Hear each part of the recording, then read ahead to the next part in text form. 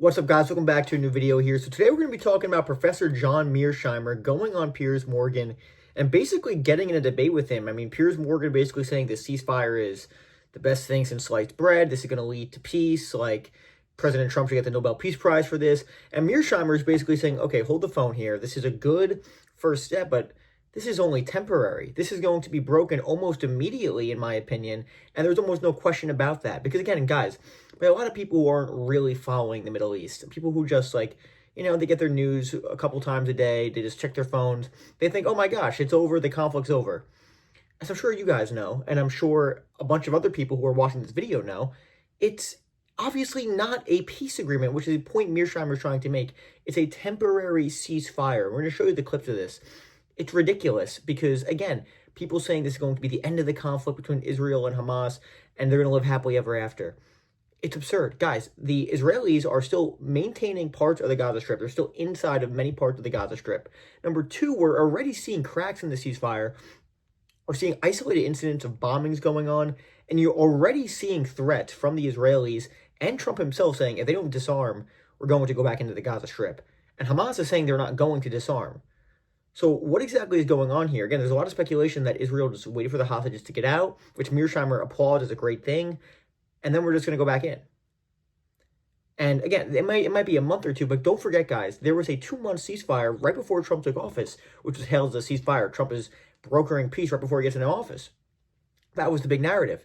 And then we see, oh wait, Israel goes back in, the war resumes. Now, do I expect the same thing to happen? Yes, probably, and so does Mearsheimer. So here's the first clip, and we'll talk about it after. And by the way, guys, for enjoying the content, make sure to like and subscribe. It's super good for the algorithm, and it helps the channel immensely. If you want to give a super thanks down below, and my Patreon is down below as well. Thank you guys so much for watching. Here's the clip, and we'll talk about it in just a second. I'm glad to be back, Piers. It feels like a day of history today. What is your assessment of the ceasefire, of the dramatic release of all remaining living hostages, and of the scenes in the Knesset with President Trump? What is your view of it all? Well, I could make a number of points. First of all, it's wonderful to see the hostages released for their sake and for their families' sake. And it's wonderful to see the Palestinian prisoners released as well. That is all a net positive. In terms of President Trump and his performance in the Israeli Knesset, it was vintage Trump. He's one of the greatest showmen of all time. His ability to put on a rock and roll show is just not to be underestimated. I don't think there's any other politician in our history or on the planet at this point in time who can operate before an audience as well as he does. Yeah. Now, with regard to substance, which is, of course, the key issue, I think that this hostage exchange, this temporary ceasefire and hostage exchange is definitely a move forward. But the two critical questions on the table are, number one, will you get a permanent ceasefire? Will the ceasefire hold? And then number two, will you get a genuine peace agreement at the end of this entire process? And I think there is zero chance you'll get a peace agreement. And I think the chances that this ceasefire will hold are not good at all. Why? Well, the Israelis are bent on destroying Hamas, and more importantly, they're bent on ethnically cleansing the Palestinians from Gaza. That's their principal goal. They have not defeated Hamas, and there's no way that they're going to end up disarming and defeating Hamas as a result of this ceasefire. It's just not going to happen, and I can explain why. And furthermore, the Israelis are not going to completely leave Gaza as long as Hamas is not defeated. And given that situation, coupled with the fact that Netanyahu and company are determined to drive the Palestinians out of Gaza, it's only a matter of time, I think, I hope I'm wrong, I think, before the ceasefire breaks down and we're back to conflict. By the way, Piers, you want to remember, right before President Trump took office, he took office on January 20th, on January 19th, a ceasefire was put into place. And that ceasefire lasted until March 18th when the Israelis broke it. But over the course... Okay, guys, so again, Mearsheimer is trying to make the point that, okay, it's great the hostages are out and the Palestinian prisoners have been released, but again, this is not a long-term peace agreement, okay? And again, he even gives Trump saying, you know what, hey, he acted like a showman during his speech at the Knesset to mostly raucous applause for the most part. But again, the way Trump presented it was as if it's over, Middle East peace is here, I should get my Nobel Peace Prize. That was how he presented it, but that's really not the case at all. This is not a peace agreement, which is what Mearsheimer is saying. There's people out there who, again, don't follow the news that much. They see this and they're like, oh my God, this is amazing. Trump brokered peace, and this is it. This is the end of the conflict between Israel and Palestine. Okay, so if you actually think that, you just don't know what you're talking about. No serious person thinks this is the end of the conflict between Israel and Palestine. We're already seeing breaks in the ceasefire already. We're seeing continued isolated Israeli attacks inside of the Gaza Strip. Okay, and now we're seeing escalating rhetoric from the Israelis, as well as Trump saying, if Hamas isn't disarmed, we're going to go back in. So Lindsey Graham on Fox News yesterday even said there's discussions in Israel already about going back in. And I said on a couple episodes ago, guys, that you have to wonder, did the Israelis just want to get the hostages out and then go back in? Could that be what's going on? It's certainly possible. It's certainly possible that's what's going on. And again, the point Mearsheimer is trying to make is the agreement that's in place now, while it's a step in the right direction, it's a temporary ceasefire. Don't forget, as he says, right before Trump came into office, he actually did, him and Steve Witkoff were able to broker a ceasefire inside of the Gaza Strip that lasted for almost 2 months. And at the time, it was like, oh my gosh, Trump brokering peace in the Middle East already. That's kind of how it was presented. But as we know, that's not what happened. We saw the Israelis go back in and start attacking again. Now, again, it's not good in the sense, this is not a peace agreement. It's a temporary ceasefire. The Israelis are still in the Gaza Strip. There cannot be a two-state solution as long as the Israelis remain inside of the Gaza Strip, guys. Again, Trump has said, oh, there's not going to be any settlements. There's not going to be permanent forced relocation. But you saw the finance minister of Israel yesterday just say, we're going to have settlements inside of the Gaza Strip, whether the Palestinians like it or not, okay? So this is the finance minister in Israel who's extremely powerful, and he was even invited recently by Scott Besson to come to the United States. So again, the idea that this is some broad peace agreement is not true. It's a fallacy.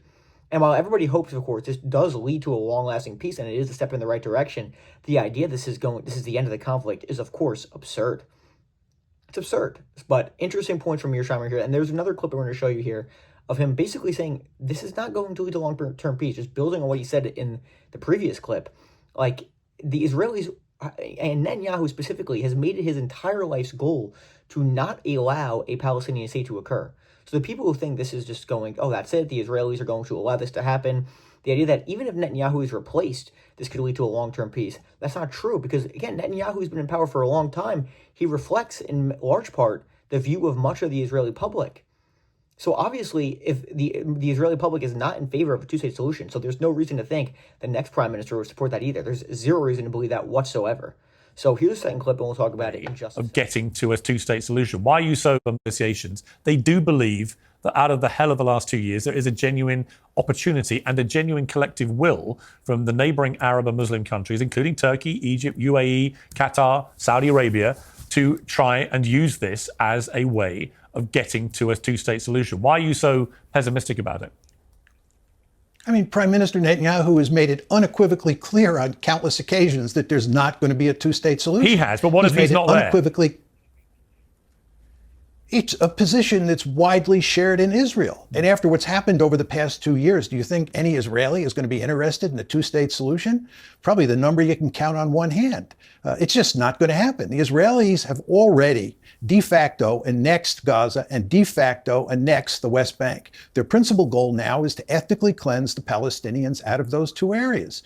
The idea of ethnically cleansing Greater Israel has been wired into Zionism from the very beginning. This is why you had massive ethnic cleansing in 1948 and 1967. And here, after 2023, you had a big war, and the Israelis always see big wars as an opportunity to ethnically cleanse. And that's what they are trying to do. Okay, but there are two things I would say about that, which may counter that rather doom-laden narrative. One is President Trump, who has set his stall and his reputation and his legacy on this being a lasting peace. This is, by his own admission on the plane Air Force One last night, this is the biggest moment of his life that's unfurling here. And I think he is determined to try and bring lasting peace. And he is key to Israel's ability to continue prosecuting a war against Hamas or to ethnically cleanse the Palestinians. He's made it clear there can be no annexing of the West Bank. The Palestinians must be allowed to return home. So I'm encouraged by that. And there's a secondary issue, which is more of an economic issue, which is that before October the 7th, Saudi Arabia was making a lot of signals that they wanted to join the Abraham Accords, which would have a very significant financial, economic.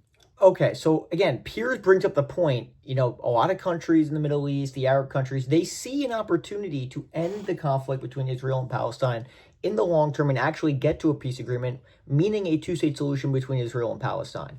And Piers seems to think, oh, this is going to happen.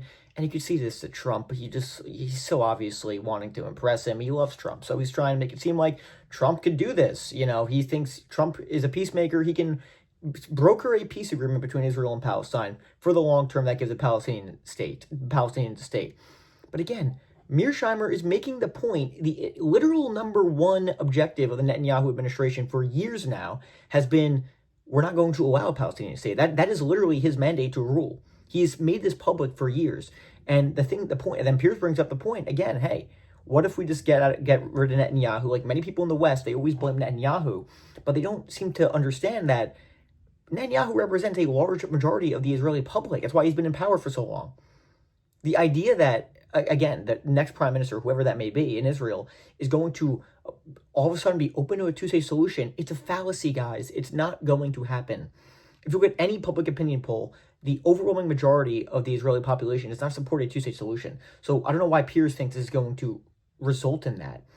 And again, he says, oh, but you know what? The one difference here is Trump, he really wants peace. He can really get to this. There is literally zero indication that Trump supports a two-state solution. There's none. In fact, he threatened the Canadians and the British saying, we completely disagree with you guys recognizing a Palestinian state. We think it's terrible, actually, that you're doing this. So again, the idea that people think Trump is just going to all of a sudden become pro-Palestinian and recognize a state, that's not really based on anything. And nor has the administration even made it clear that's what their long-term objectives is. They just wanted to stop the fighting, which in the short term is a good thing. And again, people also aren't discussing, guys, what's been going on with Iran. The president said today, we're getting indications that Iran is rebuilding their nukes, or, their alleged nukes. This is what they're doing, according to the administration. If they do that, we're going to go back in. So who knows what's going on that front? I think in the very near term, we could see potential renewed Israeli strikes on Tehran. So who knows how that's going to end? But again, I'm pessimistic about it. I hope I'm wrong. And so is Mearsheimer, obviously. He thinks that he's also very pessimistic that it's going to result in a long-term peace agreement. I don't think it's going to happen at all. But at least in the short term, oh my gosh, I'm sorry. At least in the short term, guys, we do have a short-term peace. But long-term, even to the medium term, I don't think it's going to result in anything good. But who knows, though? We'll see what happens. Thank you guys so much for watching. And if you're enjoying the content, make sure to like and subscribe. It's super good for the algorithm, and it helps the channel immensely. And if you want to donate to the channel, you can leave a super thanks below and become a member. Thank you guys so much for watching. Have a great night, and I'll see you guys later.